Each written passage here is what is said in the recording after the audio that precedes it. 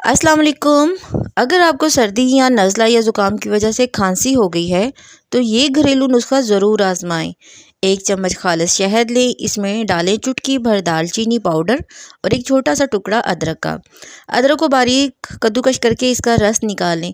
फिर ये तीनों चीज़ें अच्छी तरह मिक्स कर लें। यही आपकी कुदरती रेमेडी है खांसी की, बिल्कुल खालिस और बग़ैर किसी नुकसान के। रोज़ाना सुबह शाम आधा चम्मच इस्तेमाल करें, फ़र्क आप खुद महसूस करेंगे।